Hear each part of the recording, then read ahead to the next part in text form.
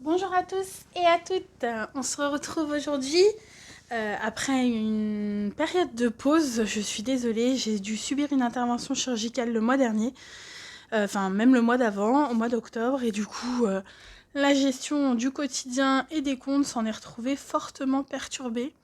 Je m'excuse également pour la voix que j'ai aujourd'hui. J'ai une bonne, je pense, sinusite. Euh, Bronchite, je ne sais pas trop quoi, et du coup j'ai une voix un peu catastrophique. Vous allez le voir, j'ai de nouveaux trackers, de nouveaux visuels en fait sur la gestion de mon épargne. Je vais vous montrer tout ça, mais on va d'abord faire le point sur le budget du mois de novembre et voir ce que l'on a dépensé ou non. Alors, faisons le point sur le budget du mois de novembre. Donc en pharmacie, vous le savez, pour ceux qui me suivent depuis longtemps, pour les nouveaux, j'ai un budget au mois de 20 euros. Donc normalement, je n'ai rien dépensé. En effet, les 20 euros sont bien à l'intérieur du philo. Dans mon enveloppe SOS, j'ai également un budget de 20 euros par mois. Alors là, ce mois-ci, je n'ai plus rien. J'en ai fait quelques dépenses. Donc voilà.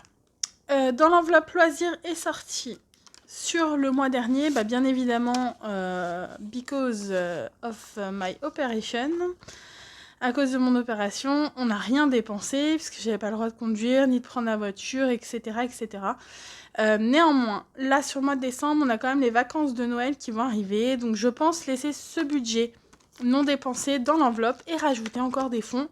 Pour le mois de décembre, j'aimerais faire plaisir à mes enfants. Sur l'enveloppe restaurant, on a fait un resto, on a utilisé de la monnaie, donc il nous reste 8,25 €, dont un billet de 5 €. C'est tellement rare que franchement j'ai envie de faire la danse du cucu là. Dans l'enveloppe d'action, donc c'est pareil, j'ai un budget de 20 € par mois. Nous n'y sommes pas allés, donc il me reste 20 €. Juliane a toujours ses sous, donc ça on n'y touche pas. Nolan n'a plus rien comme d'habitude. Cookie, on n'avait rien mis. Dans la boulangerie, il nous reste 10 € et de la monnaie. J'ai toujours pas fait le tracker, ça c'est pas bien. Donc 10 et quelques pièces.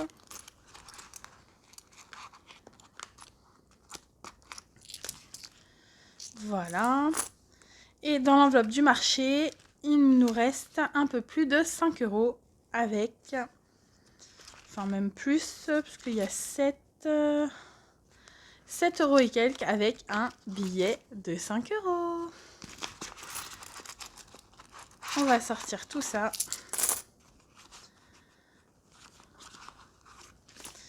Et on va faire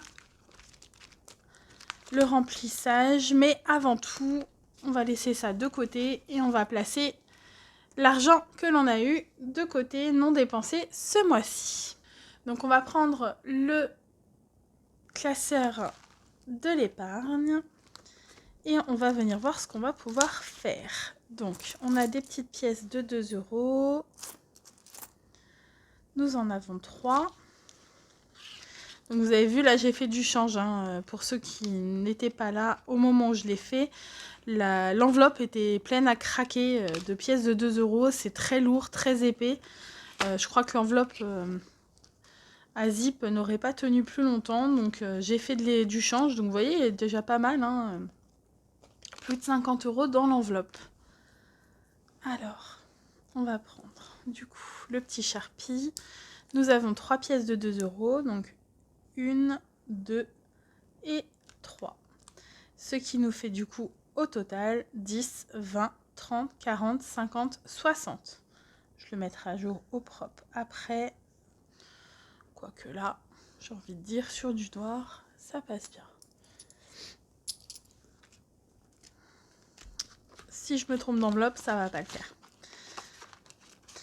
N'hésitez pas, vous, à me dire en commentaire comment se sont passés du coup vos mois d'octobre et de novembre. Est-ce que vous avez fait vos achats pour Noël? Est-ce que vous avez fini? Moi, je suis totalement à la bourre cette année. C'est bien la première fois que ça m'arrive d'être autant à la bourre que ça. D'habitude, début décembre, j'ai déjà tout fini. Mais alors là, c'est Apocalypse Now. Alors, le défi des centimes. Hop. Pas mal de petites pièces. On a 50, 70, 90, 1 euro, 1 euro 5, 1 euro 10, 12, 13, 14, 1 euro 14.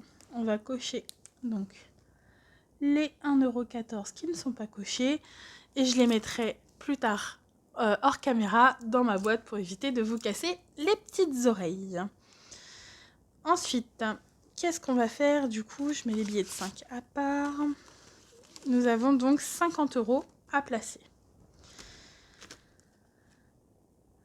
Si vous vous souvenez ou si vous n'avez pas vu, je ne sais pas, au mois d'octobre, lors du post de ma vidéo, j'avais commencé du coup le challenge 12 mois pour économiser 1050 euros. J'avais pris de l'avance volontairement en sachant que j'allais être opérée, que ça allait être un petit peu compliqué de poster. Donc j'avais mis les fonds pour le mois d'octobre et le mois de décembre puisque j'avais 100 euros en épargne. Là, j'ai 50 euros et je n'ai pas mis pour le mois de novembre, donc je pense que c'est ce que je vais faire. Donc je coche novembre et je vais venir mettre du coup les 50 euros, ce qui devrait donner 150 euros dans cette enveloppe et c'est bien le cas.